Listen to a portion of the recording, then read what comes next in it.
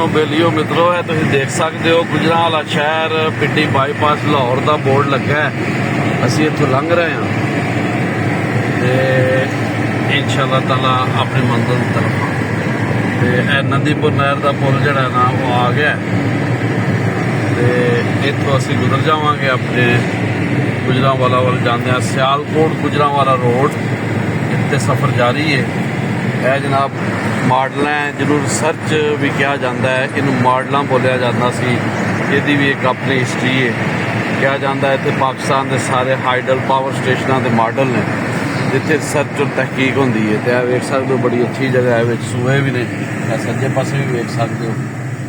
ਤੇ ਜਨਾਬ ਸਫ਼ਰ ਜਾਰੀ ਹੈ। ਨੰਦੀਪੁਰ ਨਹਿਰ ਦਾ ਨਜ਼ਾਰਾ ਵੀ ਥੋੜੀ ਦੇਰ ਤੱਕ ਤੁਹਾਨੂੰ ਕਰਾਵਾਂਗੇ। ਇਹ ਬਹੁਤ ਜ਼ਿਆਦਾ ਸਬਜ਼ਾ ਹੈ, ਰੁੱਖ ਉੱਗੇ ਨੇ, ਇਹ ਰੁੱਖਾਂ ਦੀ ਬੜੀ ਡਾਢੀ ਲੋੜ ਹੈ ਤੇ ਅੱਲਾ ਖੈਰ ਕਰੇ। ਤੇ ਕੋਇਲ ਦੀ ਤੁਸੀਂ ਆਵਾਜ਼ ਵੀ ਸੁਣ ਲਈ ਹੈ। ਇਹ ਹੀ ਆਵਾਜ਼ਾਂ ਨੇ ਜਿਹੜੀਆਂ ਲੋਕ ਨਹੀਂ ਸੁਣਦੇ ਤੇ ਬਿਸਤਰ ਤੇ ਉੱਠਦੇ ਨੇ 10 ਵਜੇ। ਤੇ ਜਿਹੜੀਆਂ ਨਿਯਮਤਾਂ ਨੇ ਰੱਬ ਦੀਆਂ ਉਹਨਾਂ ਦਾ ਪਤਾ ਤੇ ਸਵੇਰੇ ਸਵੇਰੇ ਤੁਸੀਂ ਵੇਖੋ ਤੇ ਫਿਰ ਪਤਾ ਲੱਗਦਾ ਹੈ ਕਿ ਆਲੇ ਦੁਆਲੇ ਕੀ ਹੈ। ਫਿਰ ਤੇ ਬਾਅਦ ਦੇ ਰੌਲੇ ਸ਼ੁਰੂ ਹੋ ਜਾਂਦੇ ਨੇ ਦੁਨੀਆਦਾਰੀ ਦੇ।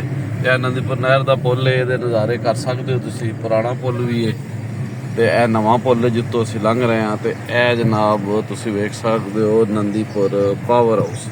ਇਹ ਉਹਦੀ ਬੜੀ ਬਿਲਡਿੰਗ ਹੈ, ਤਾਰੀਖੀ ਬਿਲਡਿੰਗ ਹੈ ਜੀ।